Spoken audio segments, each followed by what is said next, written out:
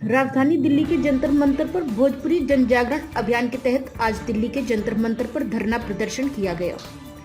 संतोष पटेल जी के नेतृत्व में यह धरना प्रदर्शन किया गया और विगत कई सालों से भोजपुरी जन जागरण अभियान के तहत भोजपुरी भाषा की मांग करते हुए आ रहे हैं। इनका कहना है कि भोजपुरी भाषा को 8वीं सूची में दर्जा दिया जाए, लेकिन अभी तक उनकी मांग सरकार के कानों तक नहीं जा रही है। अब देखना यह होगा कि कब तक सरकार सुनती है और कब भोजपुरी भाषा को 8वीं सूची में शामिल करती है। आइए सुनवाते हैं भोजपुरी जन जागरण अभियान के संरक्षक संतोष कुमार पटेल जी से क्या कुछ भोजपुरी भाषा को लेकर यह मीडिया को संबोधित करते हुए कहते हैं। आप सुनिए। जे हमनी के मातृभाषा बा वो भाषा अपन पहचान ला आज दर दर के ठोकर खाता। भारत के भोजपुरी भाषी जितना सांसद लोग बा, चाहे वो मनोज तिवारी होकर, चाहे और बड़ा बड़ा लोग के नाम बा जो भोजपुरी क्षेत्र से चुन के आवता, जिनमें भारत के प्रधानमंत्री आदरणीय श्री नरेंद्र मोदी जी के भी नाम शामिल बा, जो बनारस से चुन करके आज के प्रतिनिधित्व कराता नहीं, वो भी बनारस से लोकसभा के सदस्य बानी। अब बनारस भी पूर्वांचल में बा और पूर्वांचल में भोजपुरी भाषी जगह बा जहां से आदरणीय मोदी जी अभी सांसद बानी। एक अलावा वो लोग जे परिचय के मोहताज नहीं थे, वो लोग बहुत बड़ा बड़ा नाम बा, लेकिन आज संसद में वो लोग की उपस्थिति भी हमनी के अपन मातृभाषा के पहचान दिलावे में असमर्थ बा। इससे विडंबना और इससे खराब दुर्दशा और का हो सकेला जे भाषा के बोले वाला व्यक्ति इस भाषा के पहचान दिलावे के प्रयास नहीं कर। ऐसे खराब बात आज हमनी ला या हमनी के समाज ला या हमनी के देश ला और तो सब कुछ न हो सकेला जिकरा ला हमनी के इतना दिन से प्रयासरत बानी वो भाषा के पहचान दिलावे में ये सांसदगण असमर्थ बानी। महत्वपूर्ण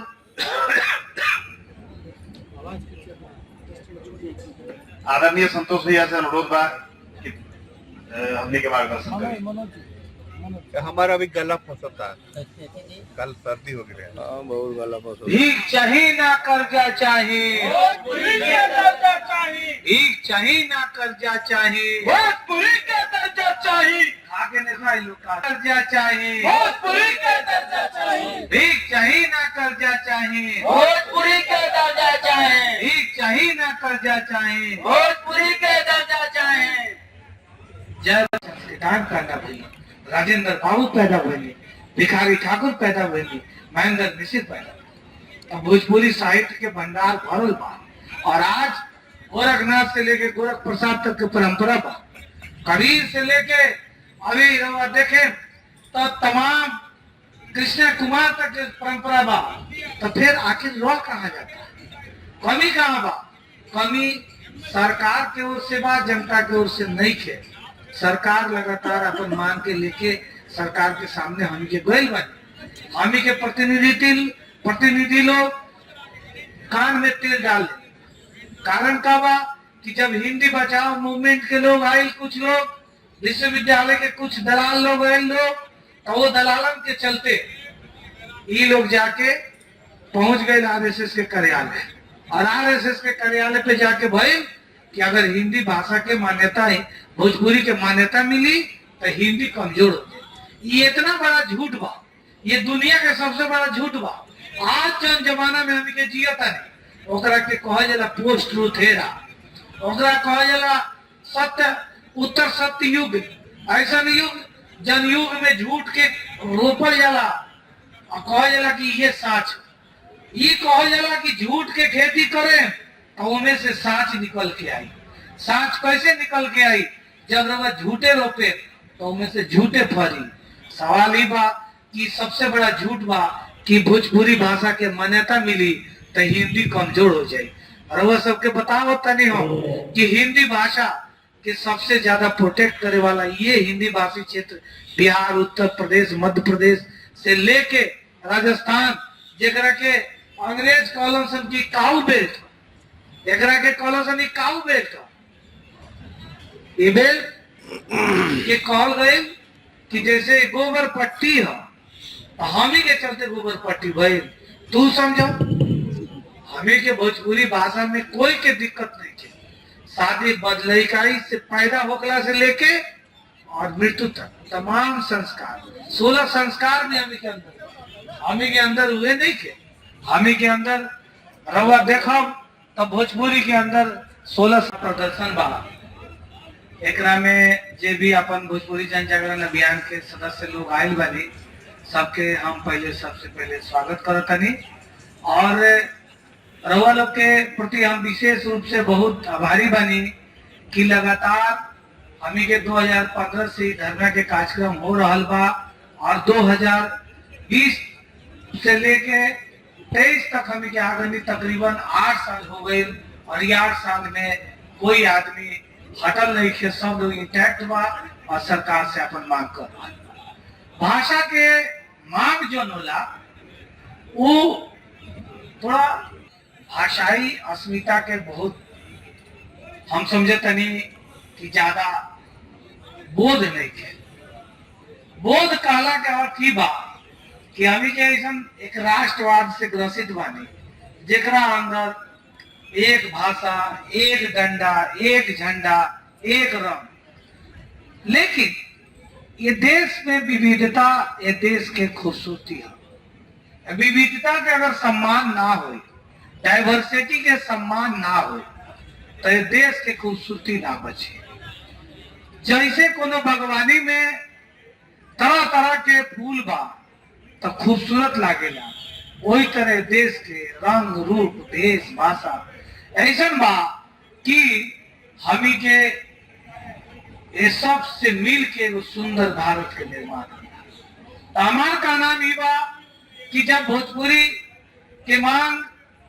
हमनी के कई वर्ष से हो रहा बा जन जागरण भी एगो टीम बा जो की मांग के लगातार अपना हिसाब से कर रहा है तो सवाल ये बा कि सरकार के घर में 50 सांसद बाड़ा 50 सांसद करत का बाड़ा हर एक सत्र में धरना ऐसा बात नहीं कि खबर नहीं के जा दिल्ली से लेके भारत का हर एक बड़े बड़े अखबार आदि में खबर आवेला अब हमें लगे तो उसका मीडिया बाना जो कि एक प्रायोजिक तरीका से प्रोग्राम करे हमें के लगे दुनिया के सबसे बड़का मीडिया जो यूट्यूब बा वो बा ओकरा माध्यम से हमें के सब कुछ प्रचार प्रसार हो रहा था सवाल ही बा कि सरकार आखिर काहे नहीं के भोजपुरी के अष्टम अनुसूची में शामिल कर देखिए हमें के जब प्रयास करत लेनी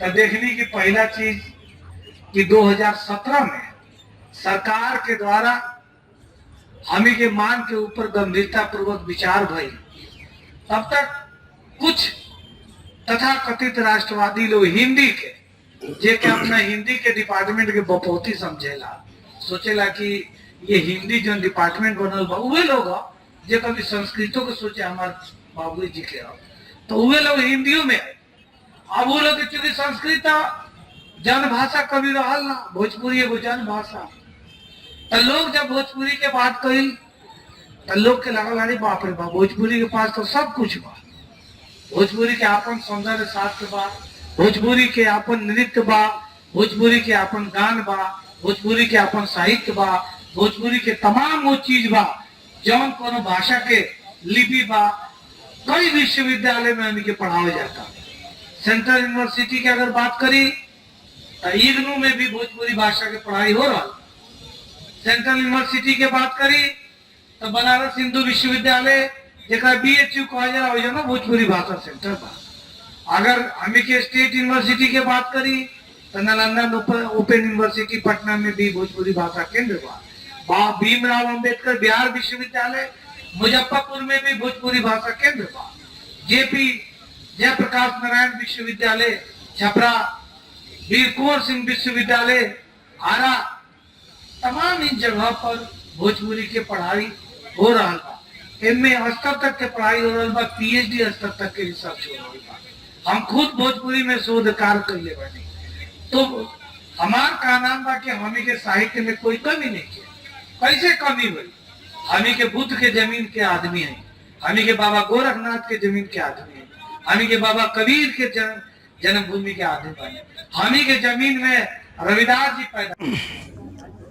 सबसे पहले तो रहुआ मीडिया लोग भाई लोग के हम धन्यवाद देते हैं। सीधे करो लोग। देखिए, जब जन भावना के अनादर होके लागेला ना, तब एक क्रांति भी होला। रहुआ ना बुझाता। भगवान बुद्ध कहत रहलन हमी के भोजपुरी के जमीन के दुनिया के सबसे बड़ा, जकरा के कहे जाला कि भाई मोदी जी जाके कहे नहीं कि हमी के देश में युद्ध ना बुद्ध बने, तो बुद्ध पूरा दुनिया में शांति के संदेश दे रहा हूँ। वो भोजपुरी माटी के संतान वाला, वही भोजपुरी माटी के संतान कबीर रैदास तमाम लोग। वीर कुंवर सिंह के जमीन है, चित्तू पांडे के जमीन है, मंगल सिंह के जमीन है, मंगल पांडे के जमीन है। ये जमीन से ही क्रांति भइल बा। विद्रोह के जमीन है। ये जमीन पर हुआ बहुत दिन तक ले शासन नहीं कर सकत, चूंकि विद्रोही लोग हो, इसे हमी के क्षेत्र के काउ बेल्ट बना दिया गया। तो आज जौन अंग्रेज काम करत रहे, आज भूअर अंग्रेज करत रहे।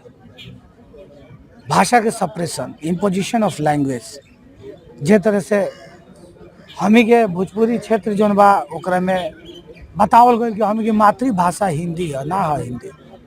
हिंदी के सम्मान बा, राजकाज के भाषा है, ओकर हमी के सबसे ज़्यादा भोजपुरी क्षेत्र के लोग सम्मान करेला। कैसे भोजपुरी क्षेत्र से ज़्यादा विद्वान हिंदी में पैदो कोई नहीं कर पाए, लेकिन हमी के इम्पोजिशन के मुखालफत करें सर।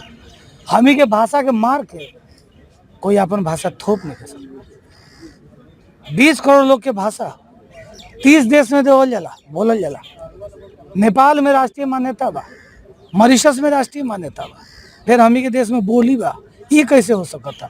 सबसे बड़ा डबल स्टैंडर्ड बा कि 30 करोड़ 18 लाख लोग जो बोडो बोलता वो भाषा, 13 लाख जो संथाली बोलता वो भाषा, 12 लाख जो डोगरी बोलता वो भाषा, 10 लाख जो मणिपुरी बोलता वो भाषा, और 20 करोड़ लोग जो भोजपुरी बोलता वो बोली है।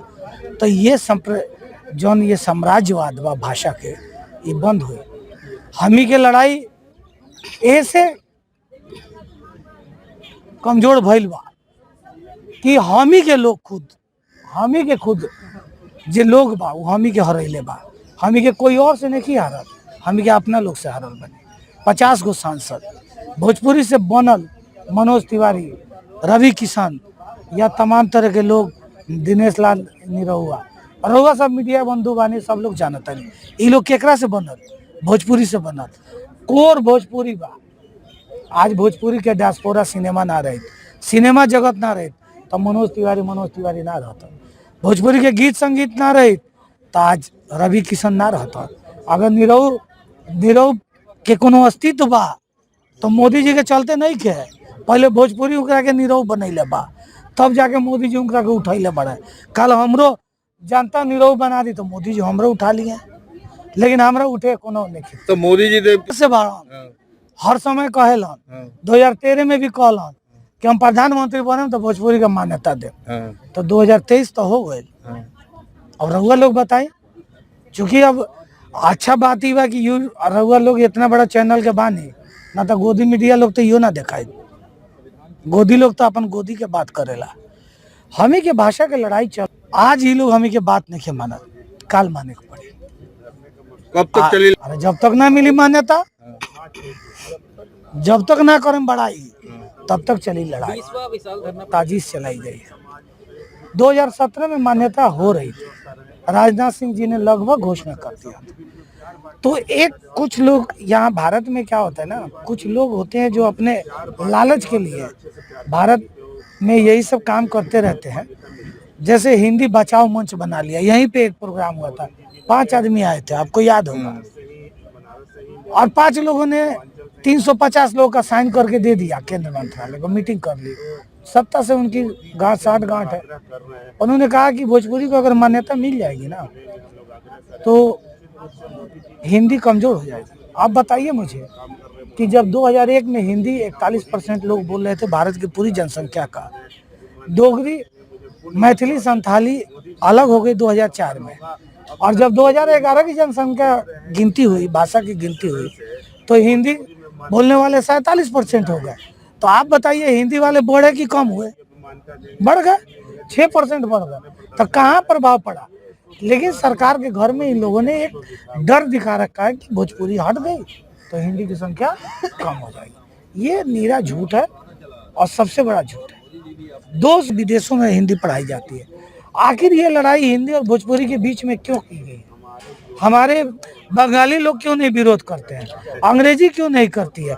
आसामीज के लोग क्यों नहीं करते हैं? मणिपुरी के हमारे भाई क्यों नहीं करते हैं? क्यों कोई और नॉर्थ ईस्ट का नहीं विरोध करता है? हिंदी को ही क्यों विरोध करना है? इसके पीछे हिंदी के कुछ वेस्टेड लोग हैं। यूएन में सर, यूएन में अरेबियन हमसे कम बोली जाती है, स्कैंडिनेवियन कम बोली जाती है, स्पेनिश कम बोली जाती है, फिर भी मान्यता है। तो अगर भोजपुरी के 5 करोड़ लोग निकलिए जाएंगे तो हिंदी को क्या फर्क पड़ जाएगा? लेकिन अगर हिंदी कबीर रैदास नहीं रहे तो हिंदी कहाँ जाएगी? तो हिंदी को हम लोग से पंगा नहीं लेना चाहिए। हम अपने जगह पे हैं। हमारी मातृ जबान की हत्या नहीं होनी चाहिए। हमारी मातृ जबान को अक्षुण्ण रखना है और उसके हमारी भाषा की एक संस्कृति है। आप लोग जानते होंगे आज छठ पूजा हो रहा है, भारत के किस क्षेत्र में नहीं हो रहा है? दुनिया में कहाँ नहीं हो रही है? तो छठ पूजा हमारे संस्कृति का एक सबसे बड़ा धरोहर है। वो एक रिचुअल नहीं है, वो लोक मान्यता ही नहीं है, एक लोक धर्म है, प्रकृति की पूजा है। भोजपुरी में प्रकृति की पूजा है। हम डूबते सूरज की भी पूजा करते हैं और भोजपुरी के गीत जो है वो छठ के मंत्र हैं। तो हमारी एक मुकम्मल संस्कृति है। तो हमारी संस्कृति पे, भाषा पे जिस तरह का अटैक किया जा रहा है वो हम लोग बर्दाश्त नहीं करेंगे। मान्यता मिलेगी, हमें पूरा विश्वास है। एक एक लोग जुड़ रहे हैं, धीरे धीरे कारवां बढ़ रहा है। लोगों को अपनी भाषा की, खुद केंद्र सरकार ने हमारी भाषा को मान्यता नहीं मिले तो एक रास्ता निकाला नेशनल एजुकेशन पॉलिसी में। उन्होंने कहा कि प्राथमिक शिक्षक तक हम मान लेंगे कि प्राथमिक शिक्षा में मातृभाषा, घर की भाषा, माता पिता की भाषा, डोमेस्टिक लैंग्वेज को मान्यता दिया जाएगा। तो